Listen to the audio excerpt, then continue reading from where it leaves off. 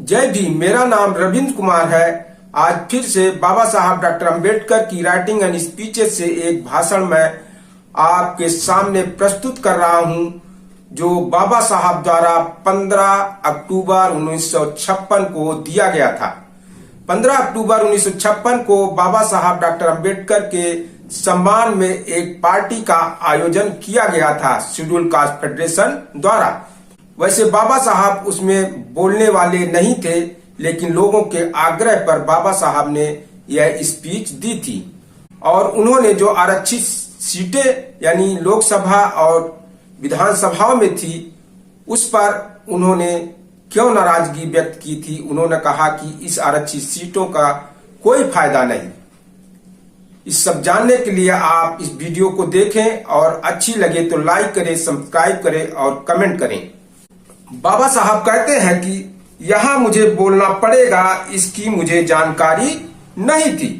पता होता तो अपने विचारों को संकलित कर उन्हें आपके सामने प्रस्तुत रखने की सहूलियत होती। कुल मिलाकर मुझे लगता है कि आप लोगों को राजनीति से लगाव है। अन्य किसी भी बात से बढ़कर आपको राजनीति प्यारी है, ऐसा लगता है। मेरी बात अलग है। मुझे धर्म अधिक प्यारा है और उसी के लिए मैं अपनी शक्ति लगाने वाला हूं। आपको कुछ खासकर अधिकार दिलाने के लिए मैंने आज तक बहुत प्रयास किए। मैंने उसके लिए गांधी से झगड़ा किया, कांग्रेस का सामना किया। उस वक्त पहली बार मुंबई असेंबली में हमारे 15-16 लोग चुनकर आए। असेंबली में हमने विरोधी पार्टी के रूप में काम किया। हमारा काम इतना अच्छा था कि तत्कालीन मुख्यमंत्री बीजी खेर को कहना पड़ा कि हमारा काम असेंबली का आदर्श विरोध था। उसके बाद लड़ाई शुरू हुई। लड़ाई के दौरान कुछ विशेष काम नहीं कर पाए।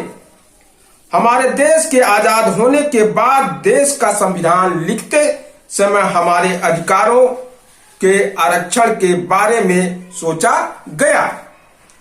कांग्रेस के लोगों को आरक्षित जगहों के लिए अलग चुनाव क्षेत्र रखना पसंद नहीं था। कई लोगों को लगता था कि इस पर अमल कर देखा जाना चाहिए। कहते हैं कि चोर की लंगोटी ही छोड़नी नहीं चाहिए। उसी प्रकार आरक्षित सीटें बिल्कुल ही छोड़ देने के बजाय उनका संयुक्त क्षेत्र द्वारा उपयोग किया जाना चाहिए, ऐसा लगा। लेकिन अब तक ऐसे अनुभव हो चुके हैं कि कांग्रेस के टिकट पर आरक्षित जगहों पर जो लोग आते हैं वे अपना मुंह बंद कर बैठते हैं। इस प्रकार अगर संयुक्त चुनाव क्षेत्रों से गधे लोग चुनकर आने हो तो आरक्षित सीटों का और चुनावों का मतलब ही क्या है। अनुभव हमें बताता है कि उनसे कोई फायदा नहीं मिलता। फेडरेशन ने प्रस्ताव रखा कि आरक्षित सीटें नहीं चाहिए, यानी शेड्यूल कास्ट फेडरेशन ने प्रस्ताव रखा कि आरक्षित सीटें अब शेड्यूल कास्ट को नहीं चाहिए। उनके प्रस्ताव में मैं चिपके रहना चाहता हूं। इस प्रस्ताव से मैं डिगना नहीं चाहता। आरक्षित सीटें केवल 10 सालों के लिए हैं। इस बार के चुनाव के बाद अब वे सीटें आरक्षित नहीं रहेंगी। हमारे समाज की एकता किसी भी बात से अधिक महत्वपूर्ण है। आरक्षित सीटें दोयम है। आज तक की हमारे फेडरेशन वाले आंदोलन ने आत्मविश्वास जरूर पैदा किया है। फेडरेशन के लिए यह बात गौरवपूर्ण है। उसी के कारण संगठन बन पाया। हालांकि उसके साथ ही साथ एक तरह की गुटबंदी भी बनी।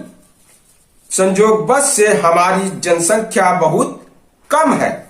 हम केवल अल्पसंख्यक ही हैं। ऐसे हालात में फेडरेशन की इस स्थिति को बनाए रखना मुश्किल है। इसके लिए हमारे दुख को जानने वाले अन्य कौन लोग हैं, यह जानना होगा।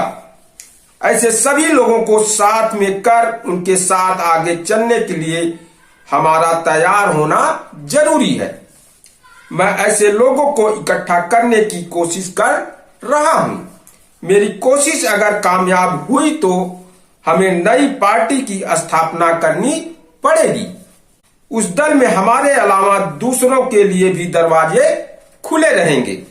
आप ही में नहीं वरन पूरे देश में ही एक विचित्र विकृति दिखाई देती है। लोगों को लगता है कि आज पौधा रोपते ही कल उसके फल खाने को मिलने चाहिए। राजनीति में ऐसी उम्मीद करना गलत है। इंग्लैंड की राजनीति का उदाहरण लीजिए। यहाँ की ब्रिटिश लेबर पार्टी का इतिहास क्या बताता है। साल 1900 में उनके केवल 2 लोगों ने पार्लियामेंट का चुनाव जीता था। 1906 में उन्हें करीब 14 सीटें मिली और 1924 तक उन्हें कोई खास कामयाबी नहीं मिली। लेकिन उसी साल उनके 125 लोग चुनाव जीते और सही मायने में विरोधी पार्टी बनी। इस प्रकार राजनीति धीरज और बल का खेल है। जिनके पास दम नहीं है, जिनके पास धीरज नहीं है, वे राजनीति नहीं कर सकते। अब समाज के अन्य लोगों के साथ काम करना आप लोगों को सीखना होगा। आपस में फूट से काम करना संभव नहीं होगा। मेरे प्रभाव के कारण अब तक कुछ गलत नहीं हुआ है, लेकिन मैं आपके साथ कब तक रह पाऊंगा। अब उम्मीदवार को चुनने का काम लोगों द्वारा ही किया जाना चाहिए। आपको लोगों के बीच रहकर काम करना होगा। उनकी मुश्किलों को अपनी सामर्थ्य के अनुसार निपटाना होगा। उनके सुख दुख के साथ एक रस होने की कोशिश आप लोगों को करनी होगी।